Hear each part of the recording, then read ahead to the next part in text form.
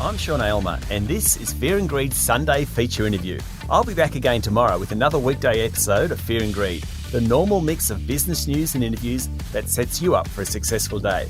In the meantime, enjoy our Sunday feature interview.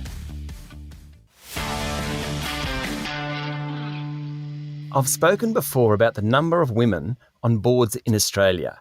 Women make up 31.3% of directors on ASX 200 companies. It's significantly up from previous years, but women are still underrepresented. The same can be said for senior management roles in many companies.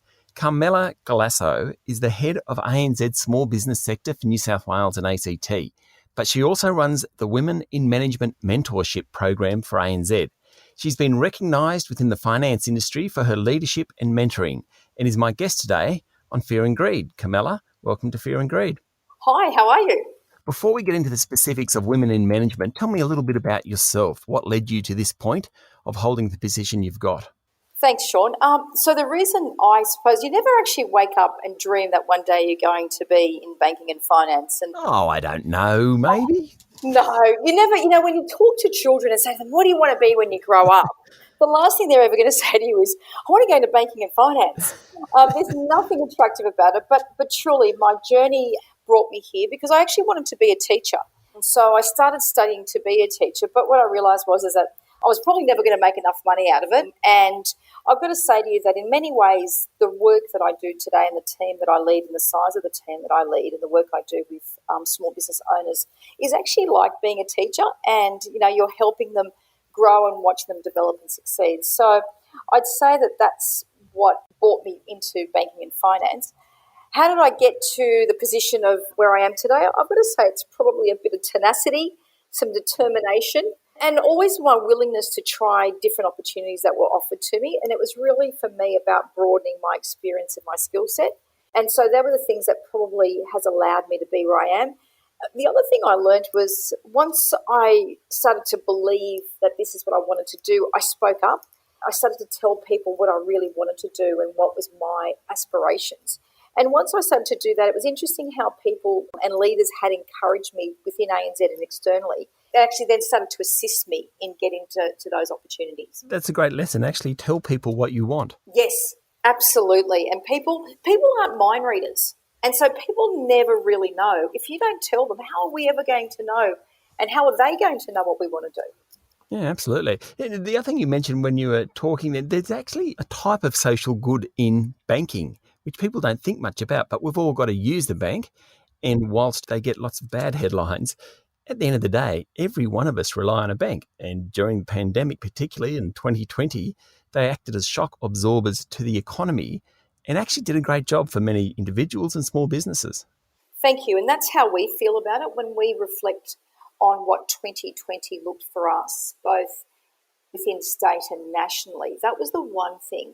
And the piece that I am proudest of is how resilient my staff were in helping our customers. And it wasn't about, making sure that their loans got sorted out alone. It was about that ear for them, that opportunity for them to speak to someone. The number of calls I took during that period was phenomenal. I was working sort of 17 hours a day, 7 days a week, as were my staff, because we were there to listen to customers who just said, will you be there? Are we going to be okay? And we were. So there is we're very proud of that social piece that we do for customers as well. So thank you for saying that. Makes me really proud. Did the bulk of your customers make it through okay? Yes, more than 90% of our customers have come out of it okay and are still working their way through it. They are stronger. I've seen more customers in the last 6 months, actually, and I don't love the word pivot, but I'm going to use it, who are able to turn around and find new ways of growing their businesses, and more than just, treading water, they were able to grow. We've never had a better start to 2021 than we've had now. It's just been an exceptional start for us and for our customers.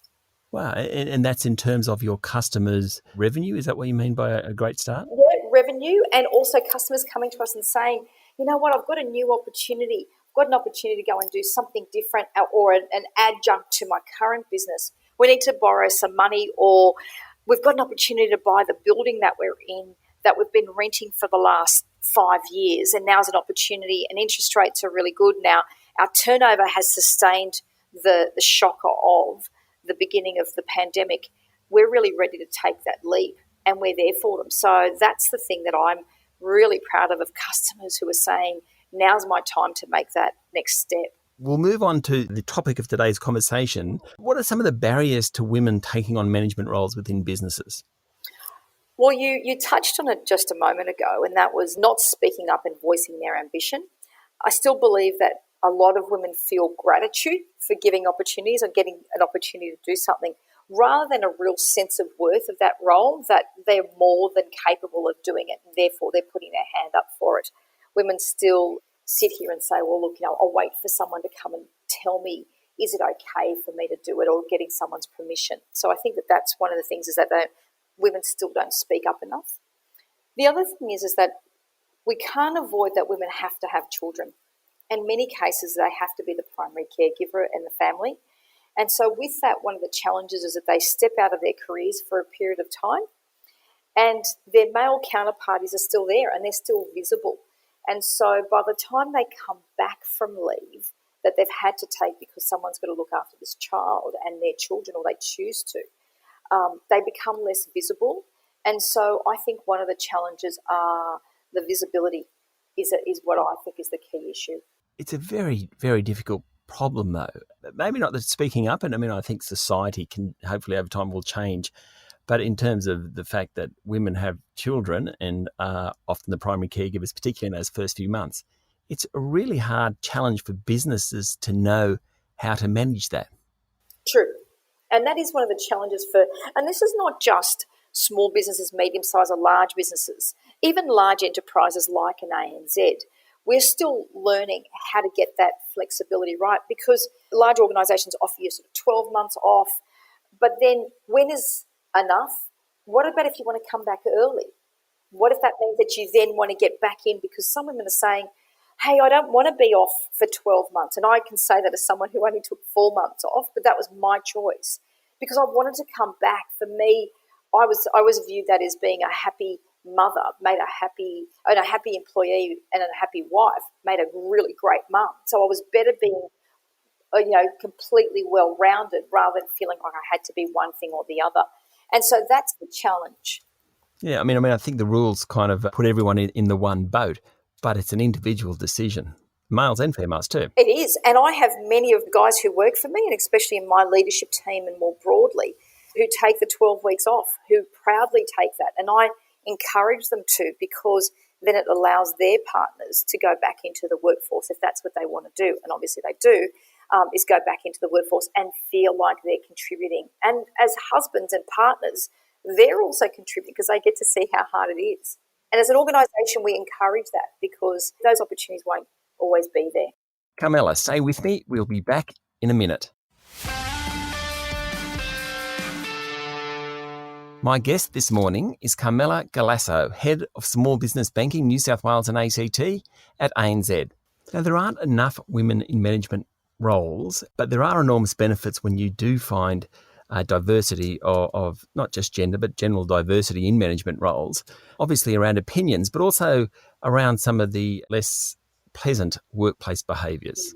Couldn't agree with you more. And I think there is an incredible role that women do getting rid of that poor work behaviour and the sexual harassment. And I've always had this saying, which is, if you walk past it, you accept it. And for me, I've worked with a lot of women and supporting them through them being courageous enough to speak up. And one of the things is that women have that ability to say, well, hang on a sec, you wouldn't say that to your wife, your partner. How would you like it if someone said that to your daughter?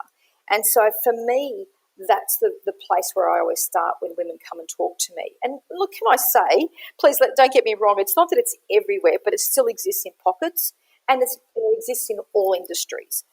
And I would say that that's the piece that I always say to women who come and say to me, can I have a chat with you about something that's happened, is you need to be courageous to speak up, because you wouldn't want that happening to your daughter or your sister or your mother, and so therefore, or your friends. So therefore, you have the right to speak up. And That's an important piece. I mean, in my early days in business, did I have the courage to speak up? No, I didn't, and I can honestly say that. But as I got older and with some experience under my belt and with a supportive partner, I had the strength to actually call out behaviour that I don't think is correct, and I'm seeing more of that as more women go into senior roles. So is it becoming easier, or is it getting better? Easy is the wrong word. Is it getting better for people to be able to speak out? We've had some pretty high-profile cases last year, but that's sort of the top of the tree. What about the everyday workplace? How easy is it for them to speak out? I think it's much easier than it was. I would say that the opportunities in large organisations, and I can only really talk for large and medium size, I'd say in smaller organisations it's harder. Because who do you go to? You don't have an HR department. You might have someone who run, the Q, the Chief Operating Officer, or someone like that who could help you. I think it's both. I think what you're finding is that it's men and people and society more broadly are far more accepting that we're all equal and that you don't have the right to say things like that and show videos and make jokes.